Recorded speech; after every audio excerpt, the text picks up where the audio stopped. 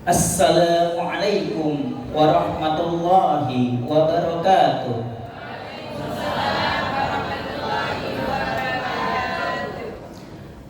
Sebelum saya mulai, saya ingin membacakan sebuah pantun. Nasi ketan ditambah ragi, jadikan tape buat nostalgia. Hadirin sekalian, selamat pagi. Semoga selalu sehat dan bahagia. Alhamdulillahirabbil alamin. Wa bihi nasta'in wa ala umurid dunya waddin. Wassalatu wassalamu ala asyrafil anbiya'i wal mursalin. Amma ba'du. Ayah bunda para peserta seminar dalam acara ini, selamat datang di acara Islamic Parenting Seminar dengan judul Bersinergi Membangun Peradaban, Keluarga sebagai Pengukir, Guru Sang Arsitek, Anak-anak Menjadi Pewaris. Dilihat dari judul ini, bersinergi membangun peradaban, tentunya kita semua sebagai orang tua ingin menjadikan keluarga kita sakinah mawaddah warahmah, dan tentunya ingin membangun peradaban yang islami dan menjadikan anak-anak kita soleh dan soleha. Kemudian keluarga sebagai pengukir, keluarga sebagai pemahat, pengukir, pondasi utama dalam keluarga, yang dimana kemudian guru sang arsitek. Dalam guru ini, dari jajarannya kepala sekolah sampai guru, membuat kurikulumnya dengan desain pelajarannya untuk menjadikan anak-anak goalnya ini tercipta menjadi anak yang terdidik dan juga menjadi anak yang soleh dan soleha, dan juga untuk bekal sampai nanti di akhirat. Goalnya di sini adalah anak-anak menjadi pewaris, dan tentunya anak-anak kita mempunyai anak, dan kita pun sebagai guru mempunyai murid, ingin menjadikan anak-anak kita ini menjadi pewaris ilmu, pewaris peradaban dunia. Karena apa? Karena di masa yang akan datang, anak-anak kita lah yang memimpin dunia ini, bukan hanya di Indonesia, melainkan di dunia.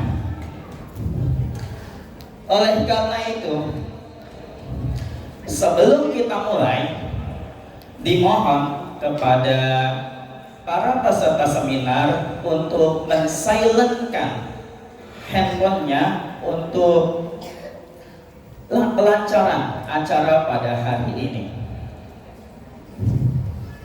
Di sini saya akan membacakan profil beliau. Profil narasumber Ayah Irwan, yaitu lulusan Universitas Indonesia dan Sekolah Tinggi Filsafat.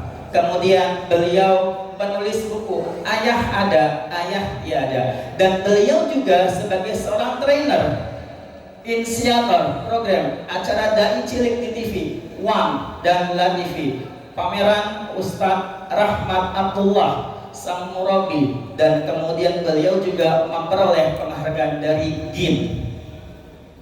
Beliau juga lulusan UI dan Sekolah Tinggi Filsafat, sempat menjadi seorang guru di taman kanak-kanak, mendirikan sebuah organisasi independen bernama Lembaga Ayah untuk Semua dan Lingkar Ayah Indonesia. Beliau juga sering disapa sebagai, yang kita panggil sebagai Ayah Irwan, seorang pakar pengasuhan, parenting expert di Indonesia, berfokus pada isu fatherless atau fatherhammer di Indonesia. Aktivitas beliau memberikan seminar, workshop, serta menulis beberapa buku tentang parenting. Pernah ditunjuk oleh KPK Republik Indonesia sebagai tim desain kurikulum pendidikan anti korupsi sejak dini. Beri tepuk tangan untuk beliau. Hadirin yang berbahagia, sebelum kita beranjak kepada acara inti, di sini ada sedikit senam, ya. Kita sedikit olahraga terlebih dahulu, senam.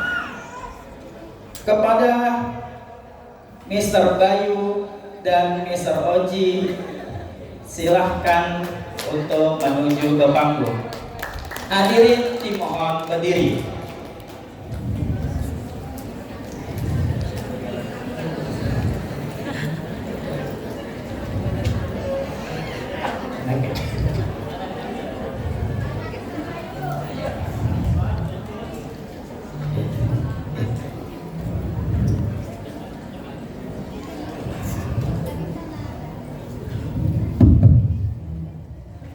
Oke, assalamualaikum warahmatullahi wabarakatuh.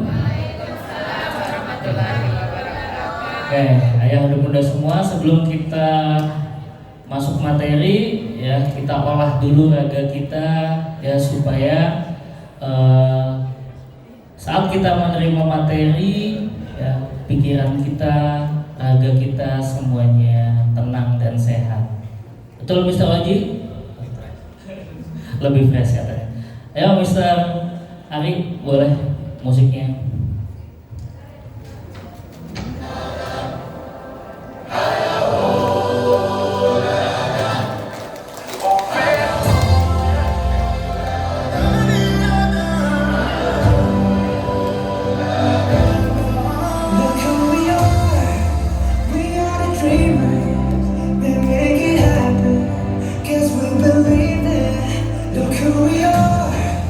We are the dreamers, we make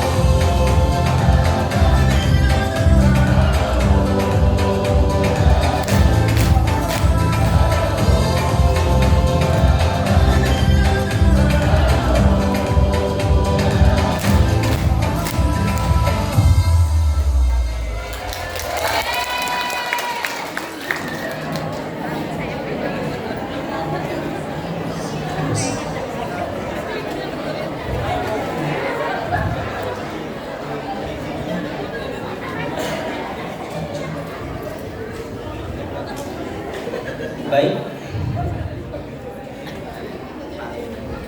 langsung saja kita kepada acara inti. Tanpa mengurangi rasa hormat, marilah kita sambut narasumber kita, Ayah Irwan, dengan tepuk tangan yang meriah.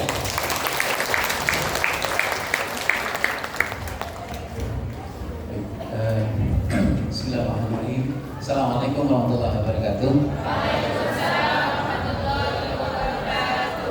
Tadi ada acara senam, saya agak trauma dengan senam. Jadi kemarin di Cordova 3, nah saya berpikir gimana caranya supaya nggak senam. Nah saya ke depan. Jadi, traumanya karena persoalan faktor U aja. Bapak dan ibu gimana habis senam? Iya, tambah segar atau tambah masalah? Masalah. Bapak Ibu yang berdoa sementara, alhamdulillah alamin. Allahumma shalli ala Muhammad wa ala ali Muhammad.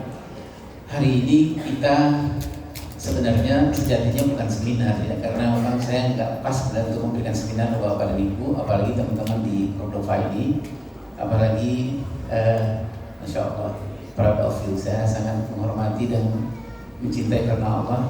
Bu Hajah, bayangkan sekarang 7 ya Bapak Ibu, 7 Cordova. Dan Allah datangkan orang-orang terbaik, ada mantu terbaik, ada anak, dan ada guru-guru yang terbaik. Mudah-mudahan Bapak dan Ibu yang berdoa SWT sesuai dengan apa yang diinginkan di tagline Cordova.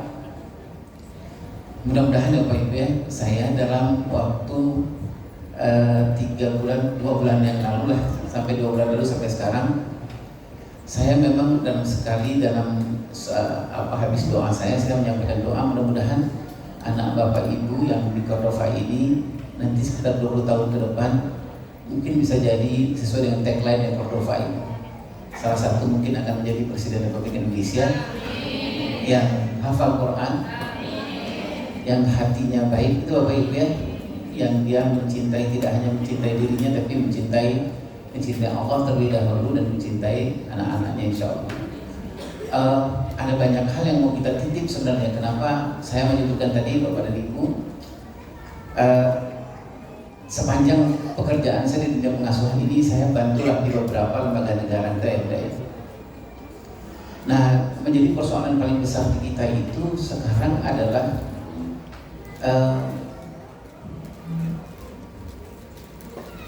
bersoal apa ya Bapak Ibu ya, soal paling dasar di kita itu adalah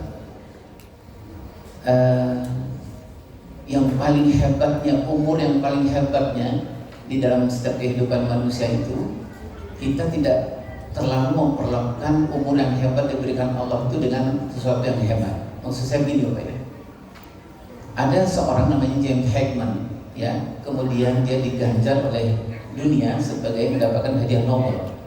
Hadiah Nobel itu termasuk hadiah yang paling hebat lah di dunia yang baik. Apa hasil penelitian beliau? Penelitian beliau menyebutkan, berpuluh tahun melakukan penelitian, beliau menyebutkan bahwa negara yang hebat itu, apapun nama negaranya, itu sangat tergantung bukan dari lulusan perguruan tingginya Bapak dan Ibu, tetapi negara yang hebat itu sangat tergantung seperti apa rumah sekolah yang anak-anak waktu itu ada di umur PAUD, TK dan SD. Bayangkan Bapak Ibu, jadi sebuah negara itu hebat atau tidak, itu sangat tergantung seperti apa kualitas guru PAUD, TK dan SD. Dan negara yang hebat atau tidak itu sangat tergantung dari seperti apa ibu dan bapak memperlakukan anaknya di usia 0 sampai sekitar 12 tahun.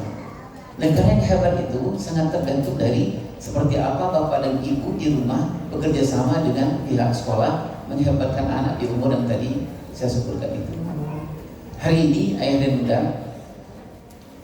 kita mau diskusi sama-sama Bapak dan Ibu tentang judul yang tadi diberikan oleh panitia. Istilah sederhananya adalah bagaimana kita bergenggaman tangan antara pihak sekolah dengan pihak rumah. Dan kita yakini tadi James Heckman itu menyebutkan kehebatan sebuah negara itu sangat tergantung dari seperti apa dua lembaga ini bekerja sama, gitu Pak. Kenapa dua lembaga ini bekerja sama menjadi hebat anak-anak? Karena usia itu adalah usia terbaik yang Allah berikan kepada manusia. Kalau kita punya anak 0 sampai 12 tahun, saya yakin ibu dan bapak berusaha memberikan yang sebaik mungkin. Ibu dan bapak menjauhi pertengkaran di antara bapak dan ibu dalam rangka apa? Karena salah satu kehebatan anak-anak itu adalah dia melihat dan merasakan kehangatan yang terjadi antara ayah dan ibu. Demikian juga seperti kami di Cordova memperlakukan guru-guru PAUD, TK, SD, dan SMP dan selanjutnya. Kami tidak memilih guru yang biasa-biasa saja. Untuk umur yang sangat luar biasa diberikan oleh Allah Subhanahu wa taala. Baik.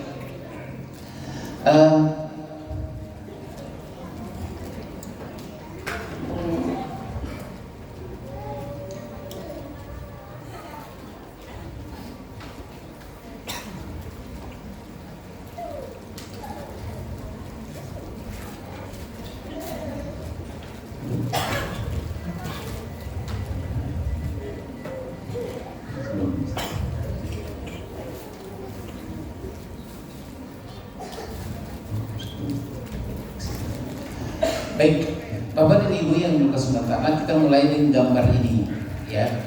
Ini saya mengibaratkan ini anak saya yang Bapak Ibu ya, yang sekarang kalau saya anak yang pertama itu sudah punya anak dan sekarang umurnya sudah sekitar 30 tahun, ya. Waktu berjalan dengan cepat, Bapak dan Ibu. Kemarin saya masih merasa bahwa anak saya masih seragam ini, masih seragam merah putih. Sekarang dia tidak lagi berseragam itu. Sekarang sudah umur 30 tahun. Kemudian beberapa hari saya dilibatkan dengan persoalan bagaimana mantu saya, istri dari anak saya laki-laki ini, itu menagih apa-apa yang tidak saya berikan dulu waktu dia di usia-usia terbaiknya dia. Saya kemarin cerita di teman-teman di Cordova 3. Mantu saya yang pertama itu sudah berubah menjadi debt collector. Itu apa ini?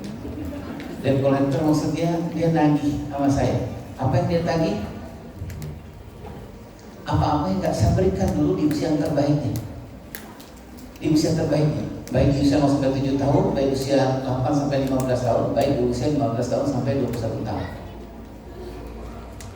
Kemarin saya cerita mantu yang pertama itu nelfon setiap akhir bulan, selalu nelfon. Itu apa ini? Nelfon biasa, kalau debt collector kan di depannya ada manis lah, gitu apa ini? Assalamualaikum ayah. Waalaikumsalam. Saya lihat ya debt collector. Saya bilang, ada apa nak? Pertama dia mengatakan ayah baik, ayah sehat. Saya ya kalau saya jawab setiap telepon jangan saya nggak baik, saya nggak enak ngomongnya gitu. Saya bilang ya saya baik, alhamdulillah. Ada apa? Jadi gini ya, nah mulai dia nagih.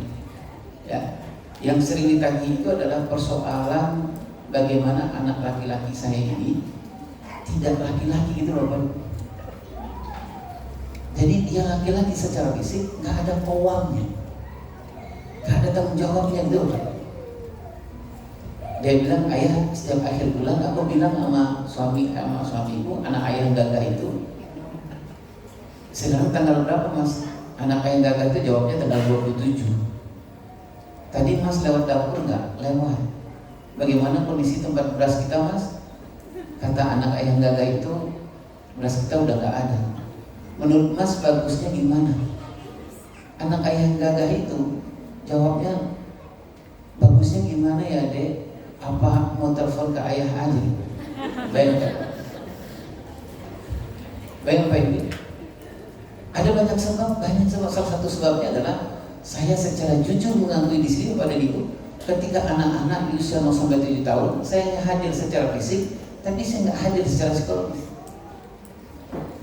Ketika di usia 0 sampai 7 tahun itu, yang Allah amanahkan kepada anak bapak ibu semua, salah satu yang Allah amanahkan itu jaga pendengarannya, jaga penglihatannya, jaga hatinya, itu Bapak Ibu.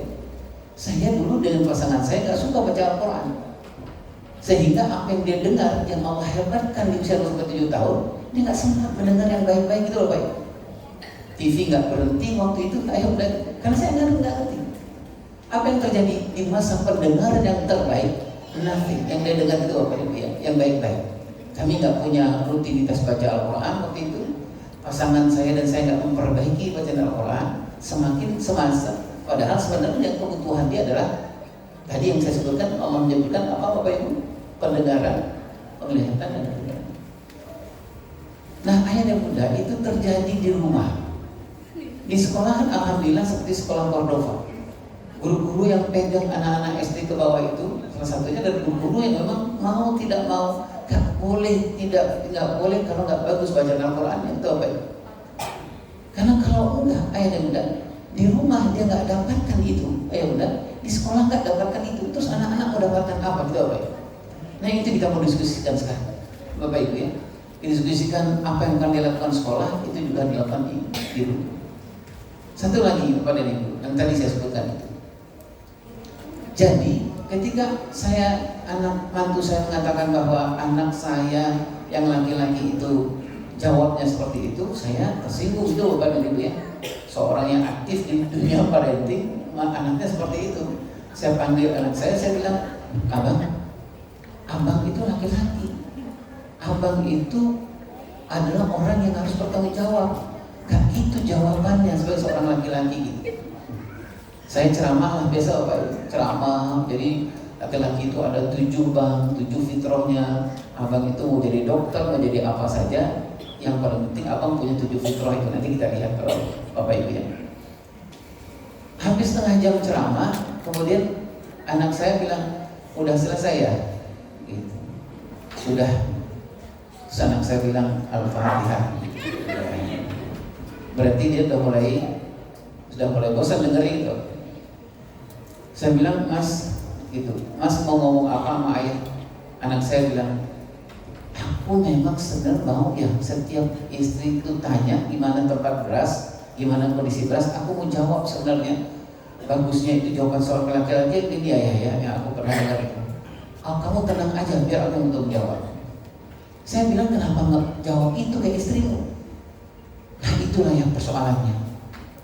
Tiba-tiba aku nggak punya itu, nggak punya kata-kata itu.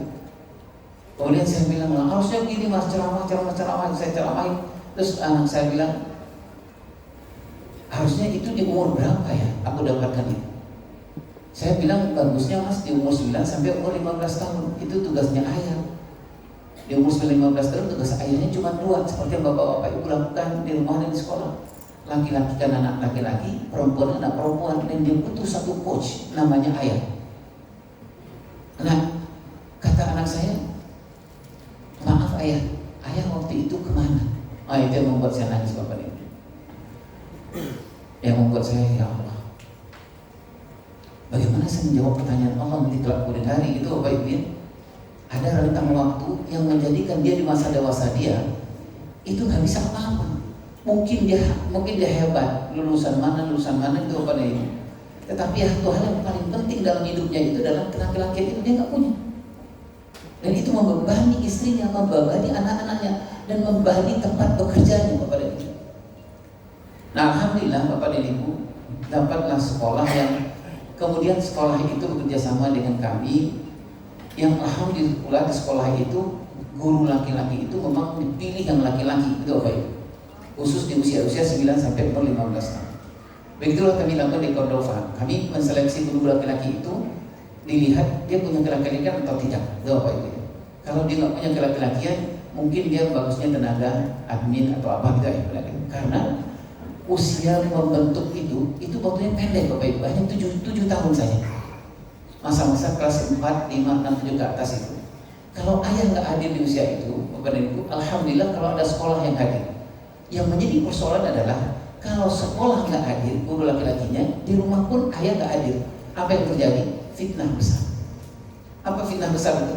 Seperti anak saya, laki-laki, tapi nggak punya laki-laki itu. Jadi kalau ada apa-apa, dia selalu mengatakan gimana ya dek, bagusnya apa ya dek, apa harus nelfon ayah dulu atau apa gitu Pak Ibu. Sementara pertumbuhan badannya sangat luar biasa, pertumbuhan psikologisnya luar biasa. Ayah dan bunda yang Allah SWT. Pertanyaannya ayah dan bunda adalah, Pertanyaan saya sebenarnya.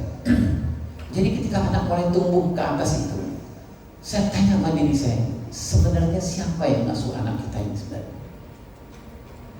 Ini anak saya, Bapak Ibu, sudah sampai umur 30 tahun.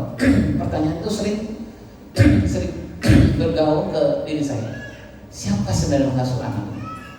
Mungkin pertanyaan itu juga saya lemparkan kepada ibu. Mungkin anak Bapak Ibu sekarang sudah umur 8 tahun, 9 tahun, bahkan umur 13 tahun.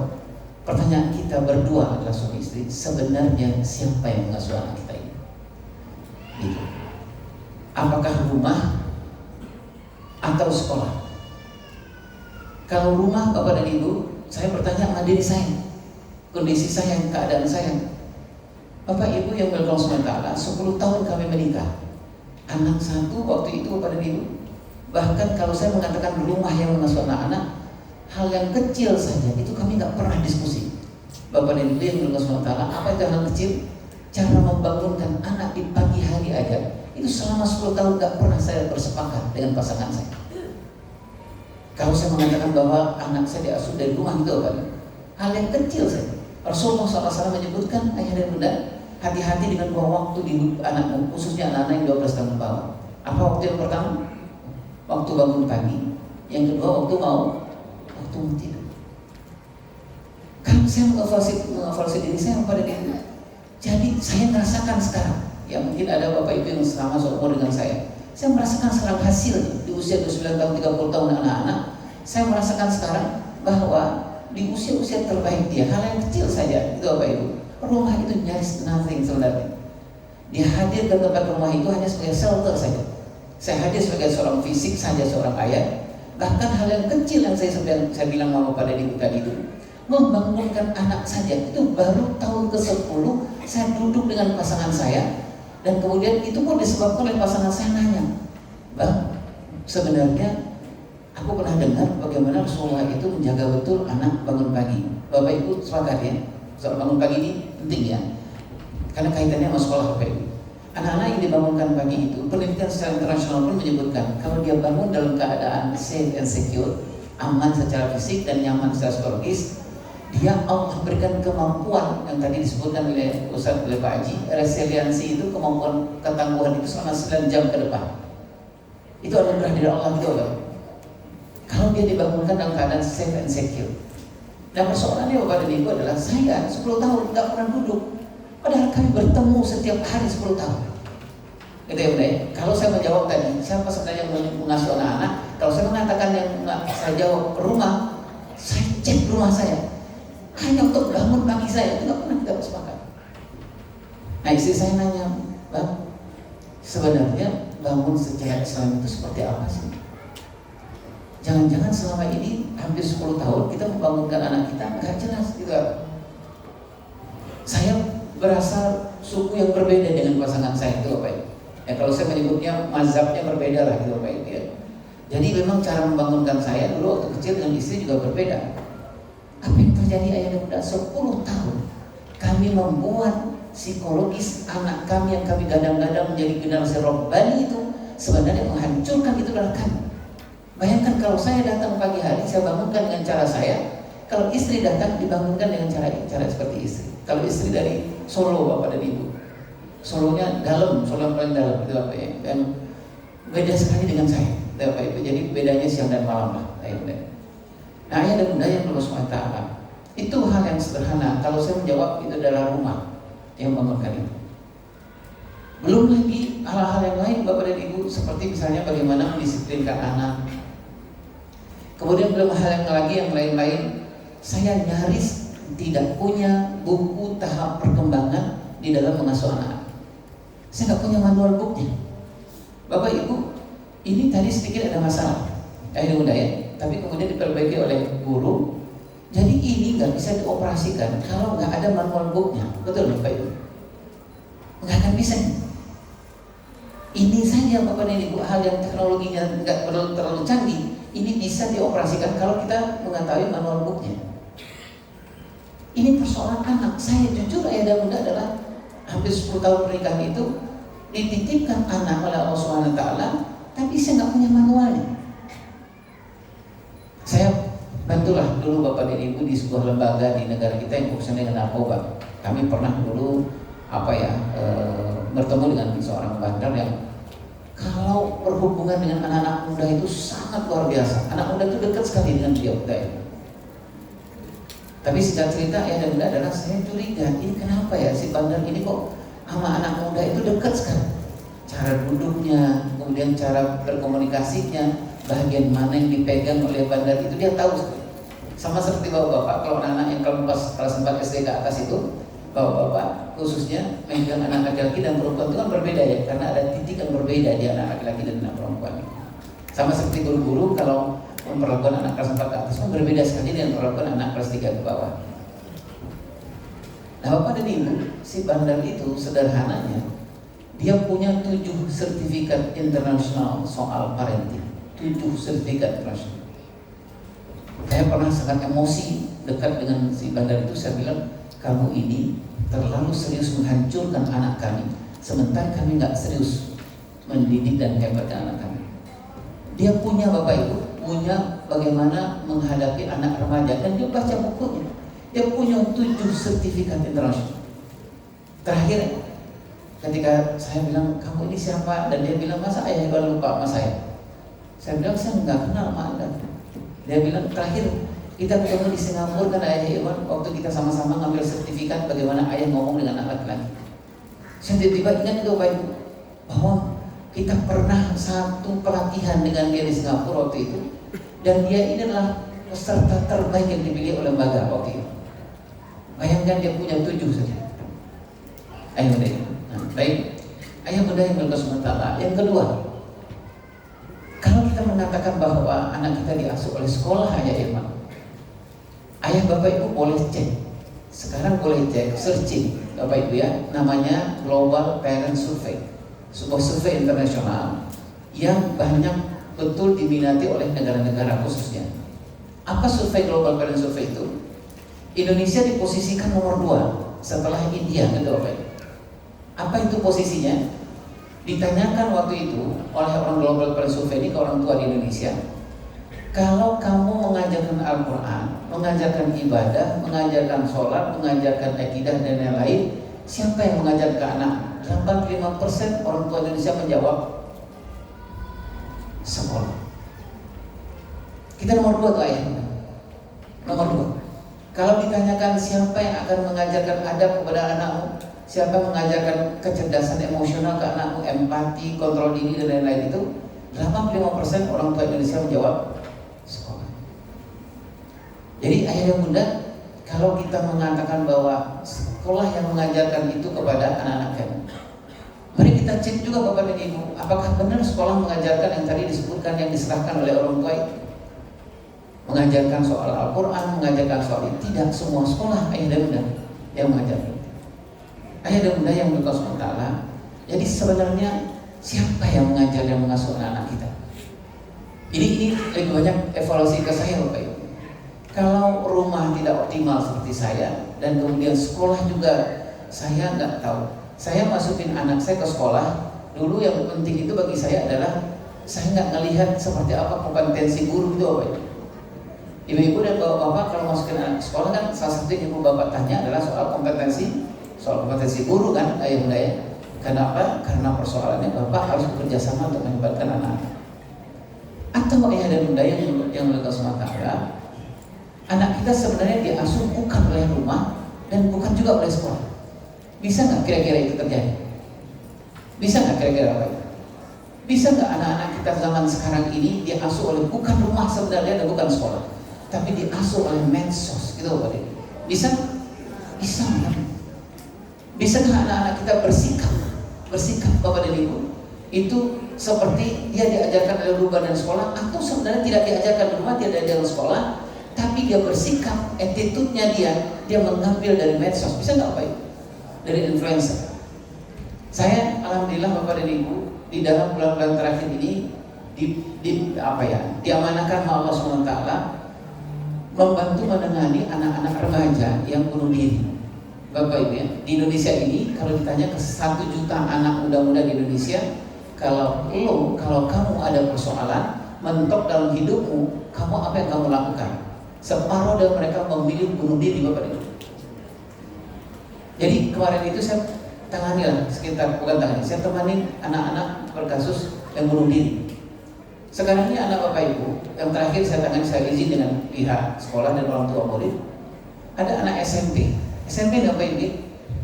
Kemudian suatu sore dia setelah sekolahnya bubar, dia kembali ke sekolah dan kemudian dia pergi ke belakang sekolah, dia keluarkan meja, kemudian dia keluarkan bangku, kemudian dia gantung tali itu Bapak Ibu dan digantung ke leher. Ubahnya bukan itu yang paling puncak. Yang puncaknya adalah Bapak Ibu, dia WA teman-temannya, kemudian dia undang namanya bunuh diri live. Dan ini terjadi di Bapak Ibu. Saya dampingi 12 anak-anak. Bapak Ibu yang berkesu mentala, singkat cerita, ketika teman-temannya datang rame-rame dan mau melarang, dia sudah langsung talinya diputus dan dia tergantung. Bagaimana saya mengetahui apa sebabnya ini? Banyak sebabnya. Salah satunya seperti Bapak Ibu, khususnya anak-anak SMP dan SMA. Bapak Ibu kan ngecek 3 bulan yang lalu history di medsosnya ya Pak Ibu ya. Itu menjadi sebuah ilmu yang luar biasa. Anak-anak kita itu biasanya anak remaja, itu apa-apa yang dilakukan terlalu ekstrim dilihatkan 3 bulan yang lalu itu apa yang ada di medsos ini. Salah satu alasannya anak-anak muda kita adalah karena apa? Karena dia merasa lonely, ayah dan bunda. Di rumah dia merasa lonely, di sekolah dia merasa lonely. Di rumah kalau apa-apa ketemu dengan bapak ibunya, selalu prinsipnya adalah correction baru connection gitu kan. Jadi selalu bertemu dengan ayah dan ibunya, pulang, assalamualaikum, assalamualaikum ayah, assalamualaikum bunda. Ayah dan bundanya yang pertama itu dilakukan adalah koreksi, bukan koneksi. Padahal seperti yang kita ketahui Bapak Ibu, Rasulullah SAW kalau mengasuh mendidik anak-anak itu yang pertama adalah connection before correction gitu Bapak Ibu. Rasulullah mencontohkan jangan achievement tapi attachment. Tapi kalau saya ke anak saya, kalau dia pulang dari sekolah, pulang kegiatan, saya selalu achievement gitu Bapak Ibu. Padahal anak-anak yang usia remaja sangat tidak suka kalau achievement. Ditanya tuh capaian dulu tuh gak suka gitu Bapak Ibu. Jadi kalau anak remaja pulang, dulu saya melakukan itu Bapak Ibu. Pulang, assalamualaikum, saya nggak tanya dia lapar apa enggak gitu. Tanyaan saya gimana? Hafalan nambah nggak mas? PR gimana? Sekolah gimana? Anak-anak nggak suka. Kalau sempat SK itu nggak suka achievement Bapak Ibu. Nah apa yang terjadi? Salah satu jawabannya anak-anak yang 12 orang ini Bapak Ibu adalah bokap nyokap saya itu Bapak Ibu, orang tua saya itu prinsipnya adalah correction before connection. Selalu dahulu itu adalah koreksi itu Bapak Ibu, koreksi. Saya dari salah satu anak yang korban ini Bapak Ibu dan itu selamatkan. Dia bahkan mengatakan kalau saya pulang ke ayah Iwan, pulang dari sekolah, itu saya kan lapar, jalan saya miring aja, itu bermasalah sama ayah saya itu Bapak Ibu. Perasaan kok ayah nggak pernah lapar apa gitu Bapak Ibu ya. Masalah gini nih ayah Iwan. Jadi kalau saya pulang terus saya assalamualaikum, ayah saya bilang itu bukan assalamualaikum orang Islam nak. Halo, gitu loh Bapak Ibu. Ayah saya tuh nggak paham, saya belum makan gitu Bapak Ibu ya. Jadi baru masuk pintu aja udah koreksi tuh Bapak Ibu. Ya. Terus kemudian saya masuk ke ayah Iwan. Jalan saya memang setiap orang udah lapar, ayah saya bilang semangat, ayo semangat, masa depan, gitu Bapak Ibu. Dan itu terjadi ayah Iwan. Yang paling fatal itu kata anak ini yang terselamatkan ini dia bilang adalah itu dilakukan di rumah dan guru-guru di sekolah juga melakukan itu kepada saya. Terus saya mau kemana? Kemana? Salah satunya adalah kepada influencer Bapak Ibu. Salah satunya adalah kepada games. Salah satunya adalah kepada YouTuber atau siapa saja itu Bapak Ibu yang kemudian mewadahi semua kekeringan dan kekosongan ini. Bapak Ibu, games itu prinsipnya apa Bapak Ibu? Connection before correction atau correction before connection? Connection before connection Bapak Ibu.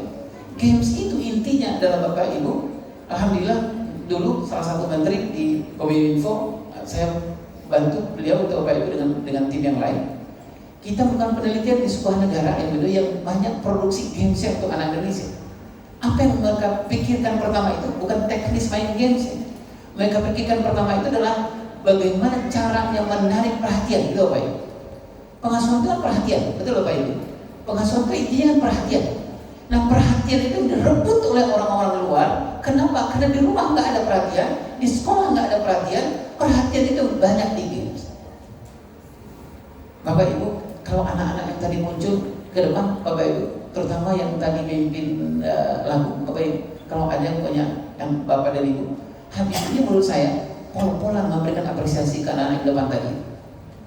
Karena kita sedang bertempur dengan luar, Bapak Ibu, soal satu hal namanya attention, perhatian. Ini boleh. Kebayang anak datang, saya nggak berikan attention. Di sekolah dia nggak dapat attention karena masuk ke pintu sekolah, ke dalam kelas itu Bapak Ibu, atau di luar nggak ada orang yang memberikan perhatian. Mau itu security, mau guru atau apa, nggak ada yang memberikan perhatian. Padahal sebenarnya sekolah itu kan attention. Sepakat nggak Bapak dan Ibu? Sekolah itu perhatian sebenarnya. Nggak ada, masuk di pintu gerbang nggak ada, ditanyakan jiwa nggak ada, masuk ini nggak ada, masuk dalam kelas, opening guru juga adalah Assalamualaikum warahmatullahi wabarakatuh. Selamat pagi anak-anak, PR yang kemarin gimana? Kata anaknya, gua di rumah udah hancur-hancuran tuh. Kemudian di sekolah juga nggak dapat lagi itu. Jadi gimana? Kalau anak itu ada seorang influencer yang tadi pagi dia ketahuan, dia lihat di Instagramnya influencer itu demam, dia akan demam gitu loh bapaknya.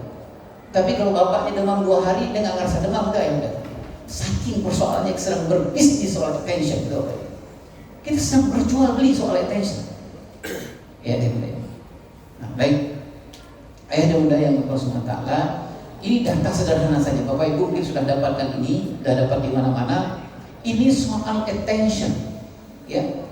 Irisan rumah dengan sekolah itu kan satu, attention saja Bapak Ibu. Perhatian.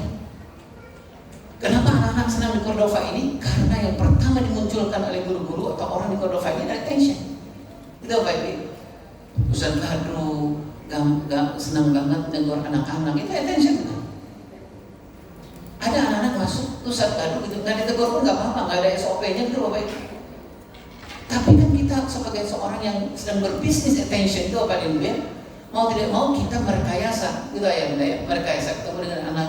Assalamualaikum abang, apa kek gitu Bapak Ibu ya. Abang sekarang apa-apa gitu Bapak Ibu. Bisa jadi nih anak Bapak Ibu fatherless, bisa jadi di rumah berhari-hari dia gak dapat perhatian dari ayahnya. Tapi ketika ada Ustaz Kadru datang, kemudian ditegur, dia bilang, abang kayaknya harus ada yang bantu gitu loh Bapak Ibu ya. Attention. Ya ini datanya ayah bunda ya. Anak habiskan waktu di dunia digital lebih lama daripada bersama orang tua. Ini surveinya soal attention, baik. Games itu attention, baik. Bapak Ibu, kalau Bapak Ibu anak-anak atau Bapak Ibu main games, masuk lewat dari grade 1 ke grade 2, itu attention bukan? Attentionnya gila-gilaan Pak Ibu. Tepuk tangannya itu direkamnya, udah kayak apa gitu Bapak Ibu ya. Ditambah attention lagi. Ada tulisan yang pakai sparkling itu, kamu juara, munculnya bini-bini itu Bapak Ibu, mau juara gitu. Kemudian kita sedang berbisnis attention itu Bapak Ibu. Sementara games itu Bapak Ibu, sementara di rumah dia nggak dapat ini. Maka saya mengusulkan Bapak dan Ibu, kalau nanti ada anak yang datang ini, khusus Bapak yang punya anak yang tertampil ayam daya, berikan attention yang luar biasa gitu kepada anak-anak. Baik, ini media sosial memang dirancang untuk merebut attention. Saya nggak terlalu ahli soal media sosial, tapi Bapak yang punya keahlian di sini, Bapak mungkin bisa menerangkan nanti infinite scoring itu apa, Bapak ya? Kenapa gampang banget sih di scoring itu, Bapak ya? Di scoring itu gampang. Ini attention itu Bapak ya, gitu ya. Semakin layarnya itu semakin gampang disentuh gitu Bapak ya, semakin luar biasa attention. Ini Pak hanya untuk melihat dia mau bahagia saja, cuman gini doang Pak. Sementara dia pengen bahagia sama bapaknya, dia ngomong udah begini sama bapaknya, Pak aku boleh nggak ngomong sebentar? Aku bilang, bapaknya bilang gimana? Aku rasanya, aduh gimana sih hidup itu apa ya? Namanya hidup mas. Gitu. Ini diambil di sini di scoring. Ada orang yang mau berjoget apa saja bisa dengan begini saja Pak. Attention. Nah ini kemudian ada autoplay, ada notifikasi, ada algoritma personal. Anak-anak sudah senang dengan personal. Saya nggak terlalu tahu di TikTok itu berapa gitu algoritmanya. Oh gini, oh kamu kalau jangan sampai kamu nggak ngetik ini nanti kamu kehilangan teman. Ada Pak ya di TikTok ya? Ini ya di TikTok ya, ibu-ibu yang artis TikTok. Kami tahu ya misalnya. Ini ya.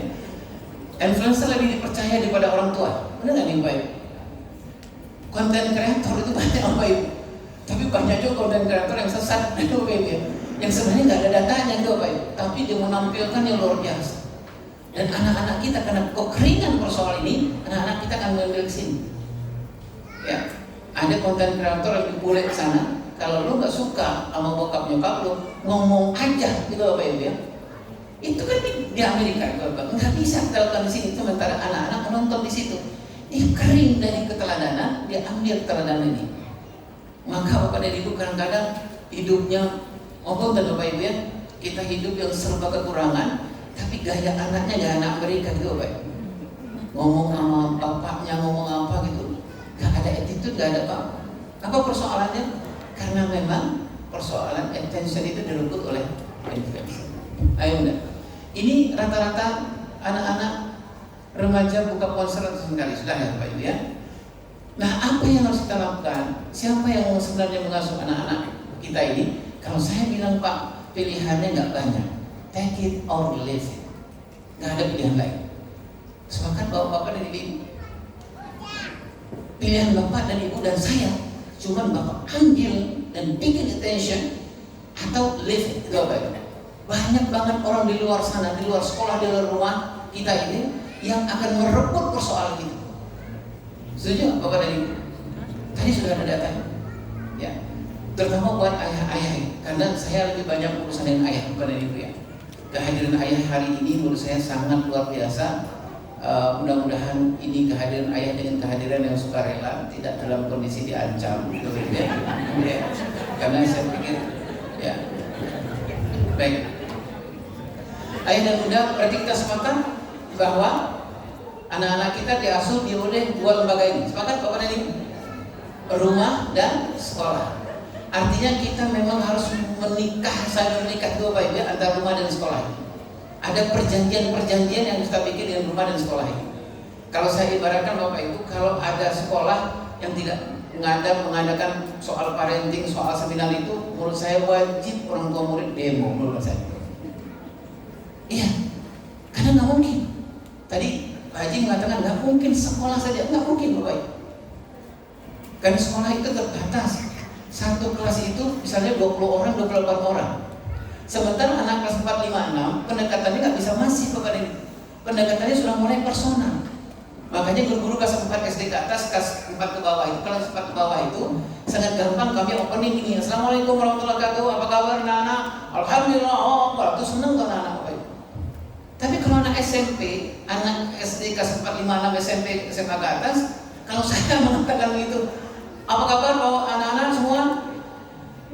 Alhamdulillah. Allahu Akbar. Amin. Al-Fatihah, Ali Imran, Al-Baqarah gitu. Kenapa? Karena udah gak cocok. Itu Bapak Ibu ya. Nah, baik. Ini berikutnya sederhana saja Bapak Ibu. Jadi kalau gitu, kalau kita sepakat betul bahwa hari-hari ini ya, waktu-waktu ini ada dua lembaga yang harus kita padukan dalam itu Bapak Ibu. Rumah dan sekolah. Nggak ada kata lain, rumah dan sekolah ini harus kompak. Betul ya Bapak Ibu ya? Nah, kompaknya gimana Bapak dan Ibu? Kalau saya menuliskannya, rumah menanam, sekolah menyiram. Oh Ayah Iman, boleh nggak sekolah rumah menyiram juga? Iya, boleh Bapak dan Ibu ya. Tapi ini istilahnya saja bahwa yang pertama melatihkan parenting pengasuhan itu adalah rumah. Itu Bapak Ibu ya. Yang kedua adalah sekolah menyiramnya, menumbuhkannya, memfasilitasinya. Tadi disebutkan oleh Mas Ustaz Cipto ya, Ustaz Cipto bahwa tugas guru itu adalah arsitek. Itu Bapak Ibu ya, mengarsitek, merancang itu Bapak Ibu ya, supaya anak-anak punya pengalaman yang banyak di sekolah ini. Ya, ya. Jadi tugas guru, tugas sekolah adalah merancang kenangan yang banyak. Kalau Bapak Ibu kan anak-anak kadang-kadang Bapak Ibu bekerja kan interaksi kita agak kurang tuh Pak Ibu. Nah sekolah yang lebih banyak merancang sebanyak mungkin kenangan itu ada. Nah kemarin kita diskusi dengan Pak Haji, bagaimana kita membuat skema dari pagi anak-anak datang gitu Pak Ibu ya, Bapak Ibu nganter anak-anak bikin kenangan, jangan ngedrop cucian gitu loh Bapak Ibu. Jadi misalnya udah naik mobil, anak mau pamitan, ayah aku mau cium tangan ini, ya. Kata anaknya, aku di sebelah sini ya, katanya gitu, bukan di sini. Ya, baik. Ayah dan bunda yang berkausul Allah, kalau itu mengapa harus kompak dalam mengasuh? Ini semua dalil-dalil yang dibawa ini sampai di teman-teman dari Cordova. Satu, kenapa kita harus kompak? Satu, anak adalah mana? Itu prinsipnya di sekolah. Itu Bapak Ibu. Sepakat Bapak ini? Anak adalah mana? Miliknya Allah, kita cuma ketitipan saja. Ya Bapak Ibu ya. Jadi kalau orang Jawa bilang jangan sok-sokan mengurus miliknya Allah, itu Bapak Ibu ya. Gitu ya. Jadi pertama kita yakin betul kenapa harus kompak? Karena memang harus dipadukan. Jangan sampai seperti yang saya lakukan 10 tahun dalam pernikahan kepada ibu, membangunkan anak dengan cara saya, membangunkan anak istri dengan cara istri, tapi kami nggak tahu yang Allah inginkan sebagai pemilik dari anak itu seperti apa. Bayangkan Bapak Ibu, nggak ngerti kami membangunkan anak secara Islami selama 10 tahun itu nggak ngerti. 10 tahun ayah dan ibu. Bayangkan kalau dia menghisap kan waktu itu kan akan lebih banyak lagi. Hanya menjawab satu pertanyaan Allah saja. Dengan bangsa bahwa anak itu miliknya Allah, bukan milik kita, amanah Allah SWT.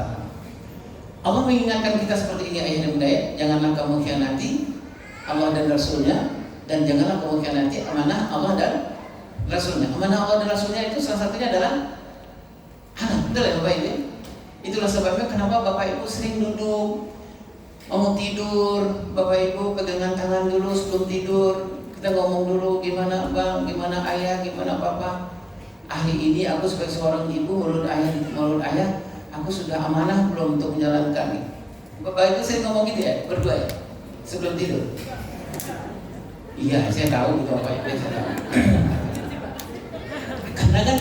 Karena kan kalau kata ulama kita saling minta maaf gitu Bapak Ibu ya, sebelum tidur kan. Sebelum tidur kan sudah minta maaf. Salah satu yang minta maaf itu adalah, abang, jangan-jangan aku bukan menjadi seorang ibu yang baik untuk anak-anakmu. Udah ya, idealnya seperti itu ya Irwan. Tapi ya gitulah. Baik. Nah yang kedua alasannya Bapak Ibu adalah, ini juga saya ambilkan dari teman-teman Cordova, bahwa tujuan pengasuhan itu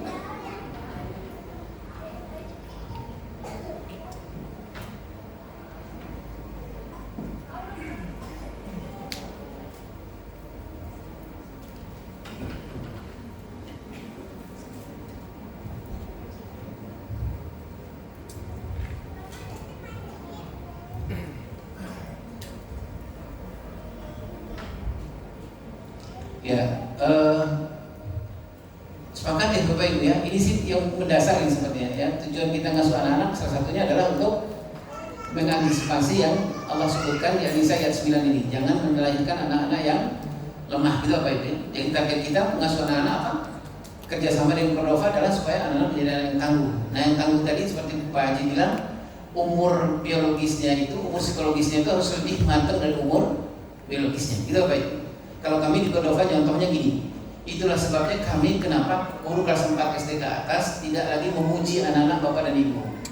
Karena di umur itu kami harus menghargai, seperti Rasulullah menghargai kehebatan Ibnu Abbas, Anas bin Malik dan lain-lain. Dalam rangka apa? Dalam rangka umurnya sudah 10 tahun harusnya diperlakukan secara emosional, tidak seperti anak kelas 2 SD. Jadi itu sebabnya kenapa kalau kelas 5, 6 itu kami kalau berhasil kami mengatakan Masya Allah, bukan kami mengatakan Masya Allah hebat sekali anak Pak Guru, anak Guru gitu. Nanti anak-anak kan bilang biasa aja kali Pak, kali itu kalau lah gitu apa. Karena udah nggak cocok deh, nggak cocok. Nggak cocoknya adalah menghargai juga Pak Ibu. Kita bilang, Bapak bilang ke anak-anak itu, aku udah cuciin tuh mau mobilnya ayah, kemana aja sih kok kotor banget gitu. Ayah bilang apa? Alhamdulillah nak, lebih irit 50.000 cuci di luar gitu. Ayah bilang apa ya? Masya Allah, nak tabarakallah, kamu bekerja keras untuk membahagiakan ayah besok berangkat dengan aman. Bekerja kerasnya kita underline, karena targetnya anak usia 13-14 tahun itu yang penting secara emosional, puji dia tidak seperti anak-anak umur kelas 2 kelas 3. Baik. Ini target kita. Tadi Pak Haji mengatakan Bapak Ibu jangan protes nanti kalau ada umur-umur tertentu yang guru-guru melakukan ketegasan dan ketegangan, itu baik. Terutama kelas 4 SD ke atas. Oh, nanti bapak nanya, ibu-ibu nanya, kenapa sih guru-guru di Cordova anak kelas 4 SD ke atas ada persoalan dibalikin ke anak kami, bukan yang dijawab itu Bapak Ibu. Itu adalah salah satu karena kita mengejar target. Ya Bapak Ibu, Bapak dan Ibu di rumah kan gitu ya. Kalau ada anak kelas 4 nanya ke ibu, Bun, gimana Bun? Aku merasa hidupnya susah banget.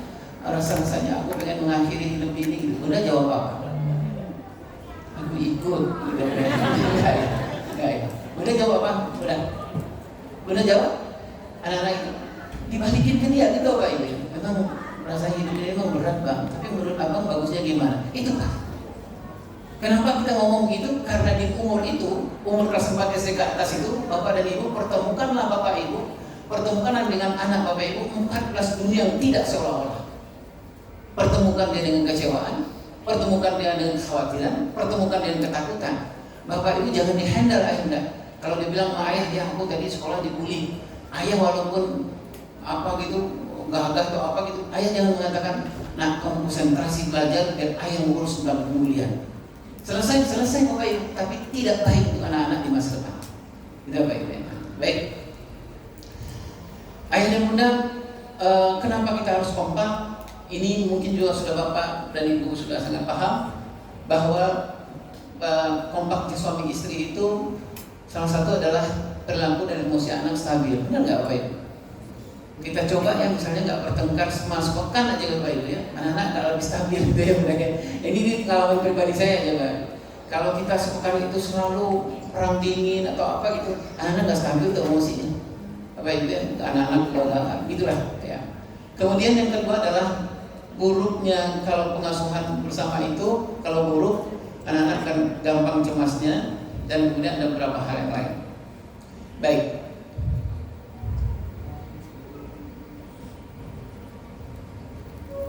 Nah, apa yang harus orang tua dan sekolah lakukan? Ini menurut saya ya Bapak Ibu ya, menurut saya. Ada beberapa bab yang menurut saya harus kita lakukan. Beberapa hal yang kita lakukan. Satu adalah sesuai dengan judul besar kita, rumah menanam. Kalau saya mengatakan bahwa rumah itu mengukir, itu Bapak Ibu ya, mengukir. Kemudian yang kedua adalah sekolah menyiram. Seperti apa sekolah menyiram itu nanti kita diskusikan. Yang ketiga adalah sekolah dan rumah bersinergi. Dua hal ini, dua lembaga ini sudah mengerjakan kewajibannya. Kemudian mereka bersinergi berdua.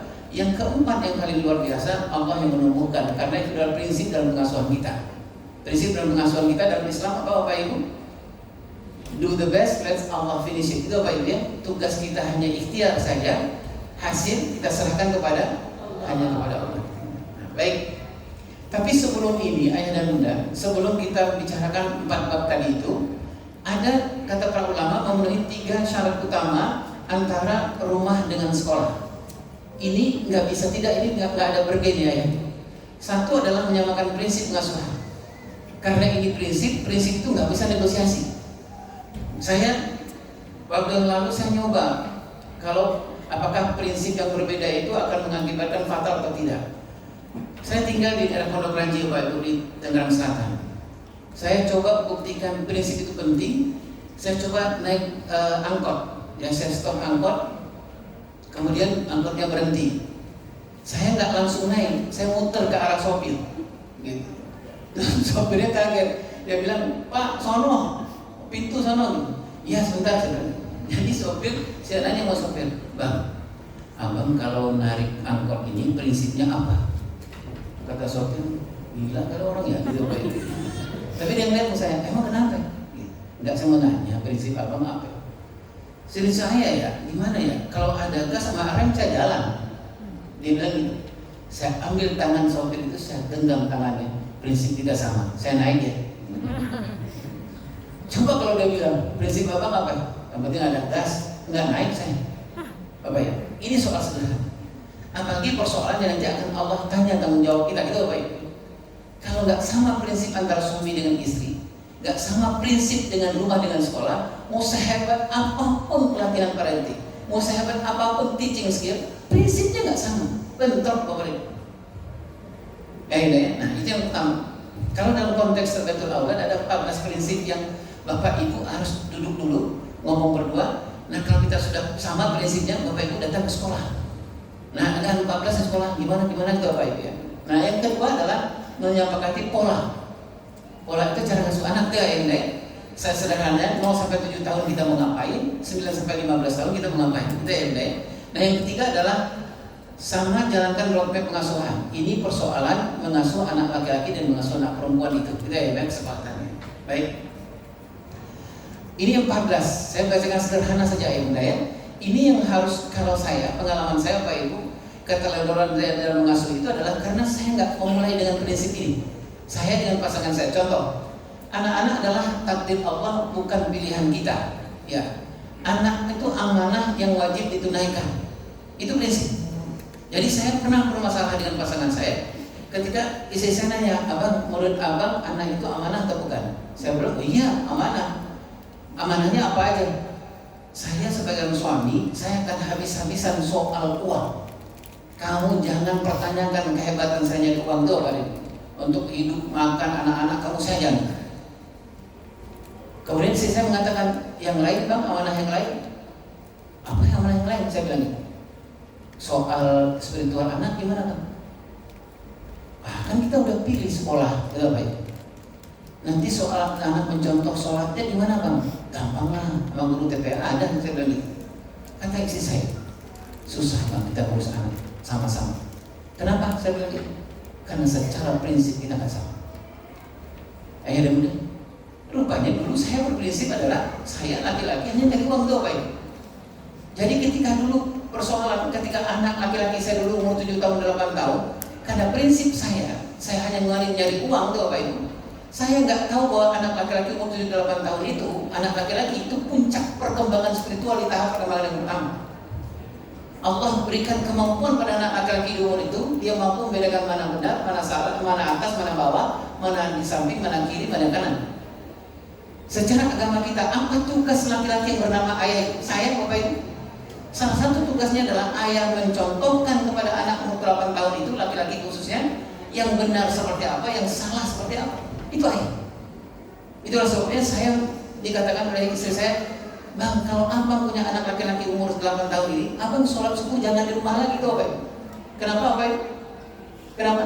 Karena umur itu anak laki-laki sedang mencontoh, betul-betul mencari contoh seperti apa laki-laki itu beribadah. Sementara prinsip saya berbeda tuh Bapak. Bagi saya prinsip itu nggak urusan, itu gampang lah nanti sama sekolah itu Bapak. Jadi memang bersoal. Saya secara prinsip contohnya ini saja Bapak Ibu, amanah. Secara emosional, ayah dan bunda kalau anak-anak ngomong sama saya selalu mendeliverikan ke istri. Kata anak, ayah aku boleh ngomong nggak sebentar? Iya ayah, lagi sibuk banget anak, bisa ngomong nggak sama ibu? Jadi secara prinsip memang sudah nggak sama kita ya. Baik. Kita mungkin nggak bisa mengurai sampai 14, tapi saya bersunuzon Bapak dan Ibu, inilah hal-hal yang kita juga diskusikan secara intens dengan pihak sekolah karena ini penting, prinsip soal. Bapak Ibu ya, prinsip. Oke. Kemudian Bapak Ibu yang kedua adalah menyepakati pola asuh. Nah ini juga Bapak Ibu sudah lihat dan Bapak Ibu dilakukan. 0 sampai 7 tahun itu ada targetnya, gitu Bapak Ibu ya. Pola ini mau seperti apa? 8 sampai 15 tahun itu ada targetnya, polanya seperti apa? Saya bercontoh. Kalau anak 0 sampai 7 tahun itu, salah satu pola terbaiknya adalah stimulasi. Betul Bapak Ibu? Stimulasi itu Bapak mau Ibu cerita aja. Mau cerita apa aja silakan. Gak bakalan muntah anak Bapak ini. Allah sudah siapkan itu. Bapak mau ceritakan soal bagaimana anak yang baik, anak yang suka menolong itu seperti apa. Bapak susah praktek di usia itu, tapi Bapak ceritakan dan Rasulullah menolong orang seperti apa. Bapak ceritakan kakeknya anak-anak menolong orang seperti apa di usia-usia. Kalau ibu punya anak perempuan, Bapak punya anak perempuan, apa yang Bapak Ibu lakukan pada anak perempuan di usia 0 sampai 7 tahun? Jangan sampai tidak menceritakan siapa 4 perempuan yang dipilih oleh Rasulullah SAW. Siapa itu Bapak Ibu? Bunda Maryam, Bunda Khadijah, Bunda Fatimah, dan Bunda Aisyah binti Muzahim, istrinya Fir'aun. Ya, semuanya sudah lengkap. Nah, ini pola yang kita sepakati. Tadi saya menyebut Bapak dan Ibu, kalau anak umur 0-7 tahun, dia salah satu proses stimulasi itu adalah bertemu dengan dunia yang seolah-olah. Jadi cerita aja Bapak Ibu, nggak apa-apa. Cerita aja yang banyak ya. Kalau ini nggak bisa lagi stimulasi.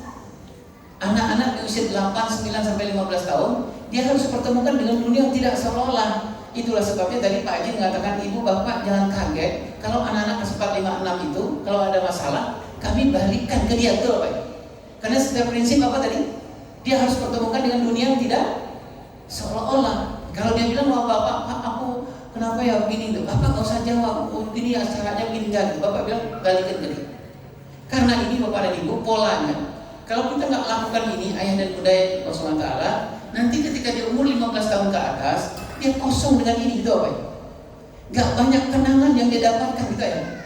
Bagaimana berhadapan dengan kesedihan, bagaimana berhadapan dengan kecemasan. Apa buktinya? Yang saya ceritakan di awal, anak saya Bapak dan Ibu karena ininya kosong. Dia cemas, saya handal waktu itu. Dia khawatir, saya bilang udah kamu konsentrasi belajar aja. Jadi sepanjang di umur terbaik ini, golden period ini, dia gak punya kenangan tentang kesedihan itu seperti apa, kecewa seperti apa. Apa yang terjadi ketika dia menikah? Istrinya makan hati gitu loh Bapak dan Ibu. Sudah bolak-balik depan suaminya. Suaminya malah asik, anak saya ini asik.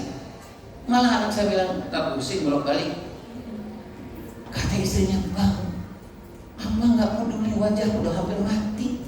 Kok abang malah bilang pusing, gak pusing bolak-balik? Apa sebabnya? Anak saya mau saya salahkan? Enggak, saya menyalahkan diri saya. Dia gak punya kenangan tentang kesedihan itu apa itu.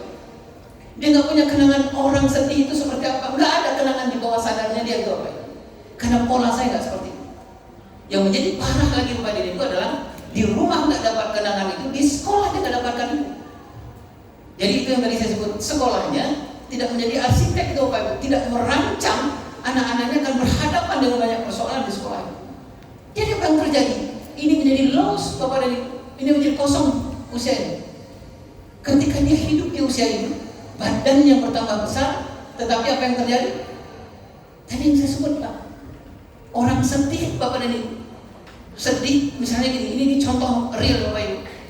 Dulu anak udah usia SMA, bareng sama saya naik angkot dengan temannya.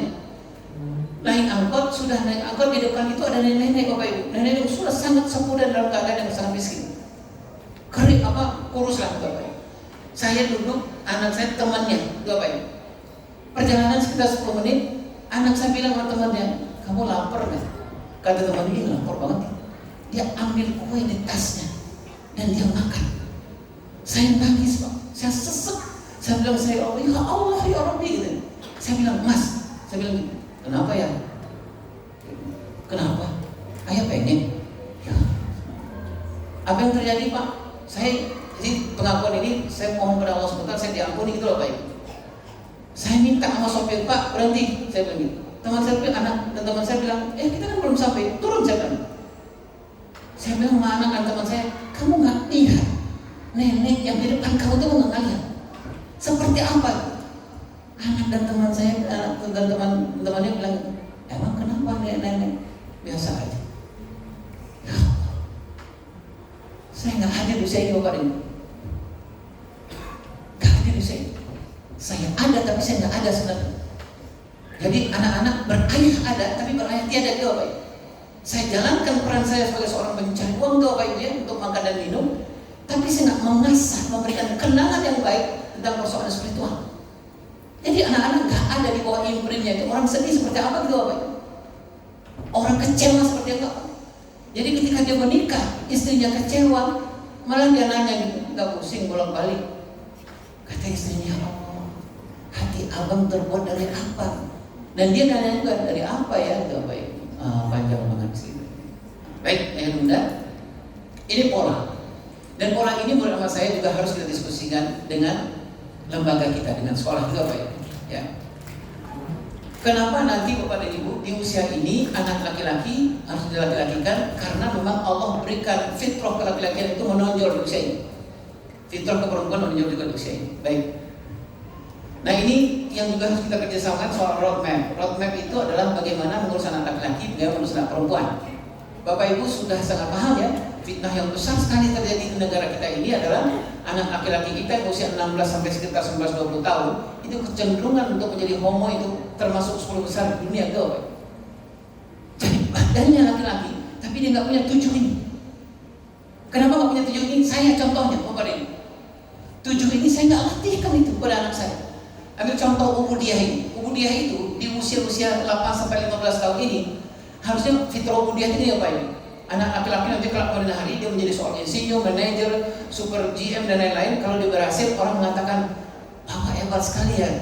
Anak laki-laki kita kelak pada hari karena dia kalau dia punya fitrah ubudiyah ini dia akan mengatakan, "Itu bukan karena gue, tapi izin Allah." Gitu. Itu laki-laki. Benar. Tapi anak saya nggak bisa bilang itu. Dia, "Wah, kamu hebat sekali ke apa gitu?" "Oh iya, gue." Gitu loh. Dia nggak ada kalimatnya itu karena Allah. Kenapa? Karena nggak ada memori, nggak ada kenangan, nggak ada arsitek di usia-usia. Dia datang ke sekolah, arsiteknya lagi nggak aktif tuh. Dia datang ke rumah nggak ada yang dilakukan sekolah. Itulah sebabnya Ibu bisa minta waktu sedikit lagi kepada Ibu ya.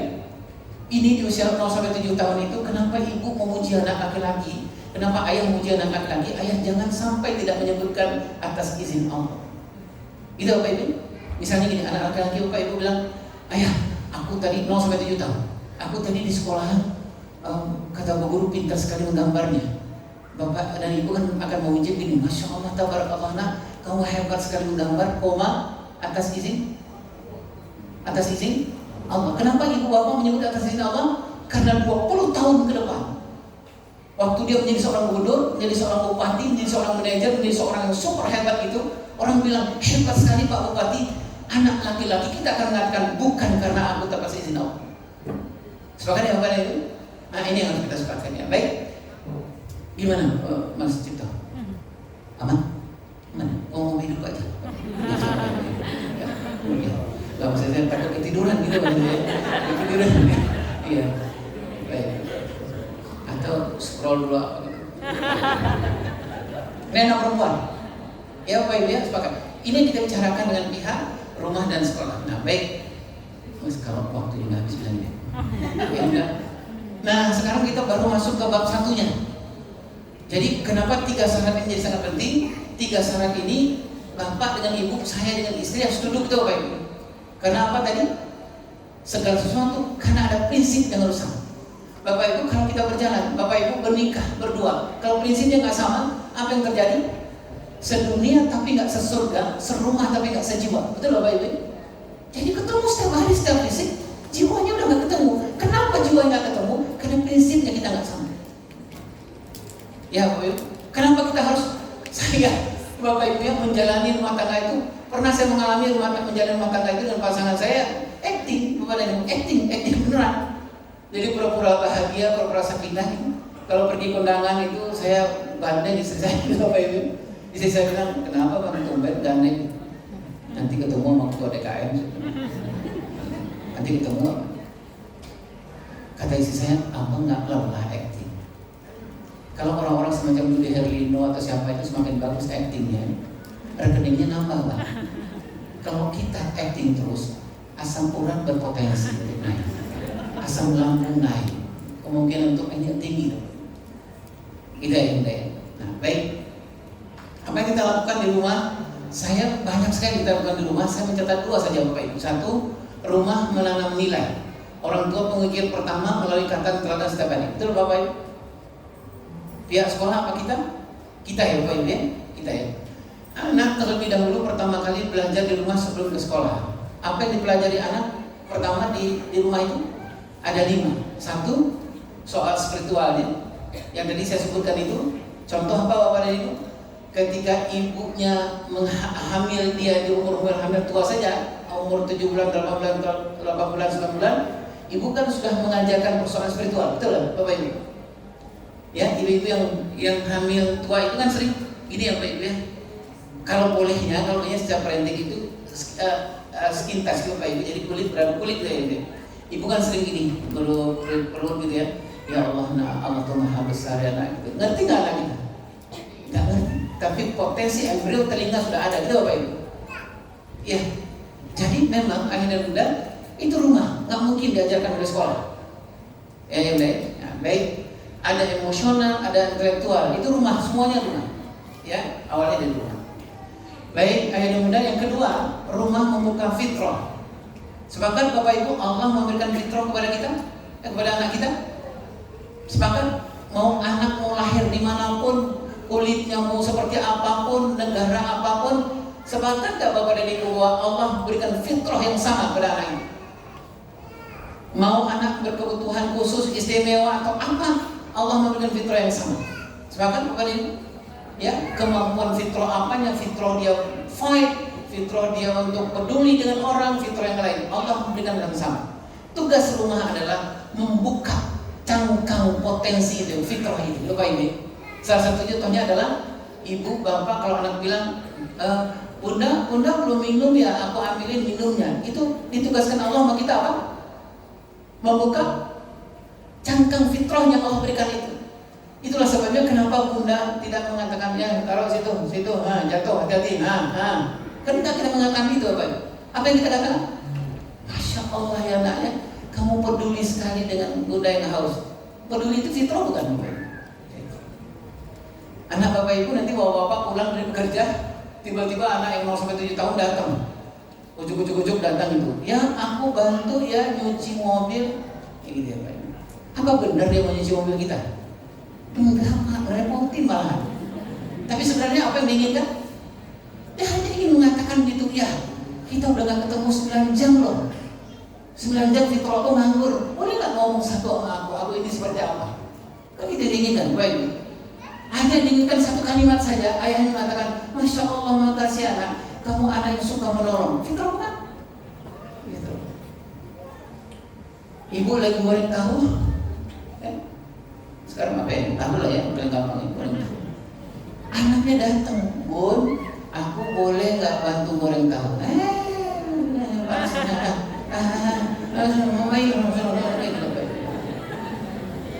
Apa benar dia akan menolong ibu goreng tahu? Orang tingginya baru segini Bapak Ibu. Sebenarnya apa yang ditanya? Istilah kata orang tua bilang, lu tugas lu bukain fitrah gua, gitu loh Bapak Ibu. Gitu Bapak Ibu. Dan dia katakan, aku ini pengen sebut nama aku, sebentar itu mau tidur. Sebut aku ini anaknya seperti apa? Itu fitrah kan Bapak Ibu. Itu tugas kita dulu. Kata para ulama, ayah dan bunda yang Allah SWT, terutama mohon maaf kalau saya sering ngomongin ayah Bapak Ibu ya. Terutama bagi ayah, kalau ayah punya anak perempuan, jangan pernah kurang 4 kali sehari semalam berusaha membuka cangkang fitrah anak perempuan kita. Gitu ya. Apa contohnya? Kalau ayah, anak perempuan kita, misalnya apa, ayah tiba-tiba duduk dengan anak perempuan, ngelihat ke matanya, anak perempuan kecil gitu ya. Terus kata anak, kenapa sih lihat ke mataku ya? Lihat dulu ke sekeliling, pastikan ada istri apa enggak. Terus bilang, Kak, sepanjang hidup ayah nggak pernah melihat mata seindah matamu. Ini fitrah kan? Iya. Sebelum dia tidur Pak, sebelum nanti ketika masa balik, ruang kosong dia emosinya itu, dia minta orang lain akan mengisi, nangis kita sudah selesai. Apa susahnya kita ngomong itu? Susah ya Pak, gitu Pak, susah ya. Tapi yang penting lingkungan dijaga. Kalau ada anak perempuan yang tadi saya bilang itu, lihat istri. Kalau ada istri di samping, tunda dulu. Nanti kalau bapak bilang ke anak, sepanjang hidup ayah nggak pernah lihat mata seindah matamu. Nanti istri bilang, yang mataku piye mas? Nanti jadi masalah. Ya hindarilah masalah itu. Baik Bapak Ibu yang berkata SWT, sepakat kita yang sebelah sini? Sepakat? Bapak sepakat yang punya anak perempuan jangan kurang 4 kali dalam sehari semalam berusaha membuka cangkang fitrahnya itu Bapak Ibu. Cangkang fitrahnya yang lembut. Nah tadi ada anak perempuan, ada 7 fitrahnya perempuan. Dia bilang, ayah, aku tuh ya di sekolahan, masa aku dibilang gini? Ada fitrah yang harus dibilangkan, namanya al-muru'ah gitu Bapak Ibu. ayah, kalau aku keluar rumah itu, aku kenapa ya sekarang kalau nggak pakai jilbab nggak enak tuh? Itu fitrah al-muru'ah, fitrah al-haya, rasa malu gitu apa ya? Apa yang tugasnya sebenarnya? Tadi apa prinsipnya? Anak itu takdir Allah. Allah mentakdirkan anak itu kenapa ngomong sama ayahnya mengatakan gitu. Ayah, aku kalau keluar rumah kenapa nggak enak kalau nggak pakai jilbab ya? Itu Allah mentakdirkan, salah satu prinsip tadi. Mentakdirkan siapa? Ayahnya akan memberikan afirmasi, membuka cangkang fitrahnya itu. Sepakat ya Bapak nanti? Bapak sepakat? Maaf ya Pak, semakin banyak tugasnya ya. Gitu. Lain kali pikir-pikirlah Pak hadir di seminar parenting kita. Tugas kita udah banyak, tambah-tambah lagi ya. Tapi Pak, saya meyakinkan kepada Bapak, meyakinkan ke diri saya bahwa perempuan ini adalah istri kita ini. Salah satu surganya itu adalah di usia 0-7 tahun. Salah satu surga kita Bapak adalah fight usia 9 sampai umur 15 tahun. Fight. Surga kita ada di situ Pak. Saya capek ayat Irwan. Allah memberikan namanya kita dipanggil Rijal. Rijal itu kaki yang kokoh gitu Bapak ya. Allah memberikan itu kepada kita. Soalnya ya Pak ya. Agak capek-capek dikit gak apa-apa ya Pak ya. Gimana Pak ya? Enggak. Atau ya, nggak usah kita bicarakan nanti jadi masalah ya antara suami dan istri ya. Mengukir bukan memaksakan bentuk tapi membantu menjadikan bentuk itu apa ya? Bukan memaksakan bentuk, maksudnya rumah itu bukan memaksakan bentuk keinginan kita itu apa ya? Oh saya maunya begini itu apa ya? Nggak bisa. Kita hanya membantu kita ya enggak ya? Kalau di umur ini bagusnya begini kita membantu ya. Kemudian orang tua tidak hanya bertanya anak jadi apa, tapi juga bertanya fitrah apa yang dititipkan dan bagaimana cara menumbuhkannya. Itu tugas kita Bapak Ibu. Ya, saya ngapunten Bapak Ibu, saya balik sebentar ke sini. Gimana Mas itu aman? Aman ya. Sudah mulai jawabannya insya Allah ya. Dan nantilah apa ya. Ini keterangan saja yang menurut saya di bab 1 itu yang kita mau bawa pulang adalah 2 ini. Rumah menanamkan nilai, rumah menjaga fitrah. Ya. Kemudian yang berikutnya adalah sekolah. Sekolah menyiram. Nah, ini judul yang tadi saya bilang, menyiram. Arsitek itu apa ya? Sekolah yang merancang. Apa yang dirancang sekolah yang pertama adalah merancang begitu banyak kenangan yang terjadi di anak selama dari jam 7 dia masuk, dia keluar jam 4 kali. Itu arsitek yang bekerja, namanya guru itu apa ya? Dia rancang semakin banyak kenangan yang didapat anak-anak semakin luar biasa.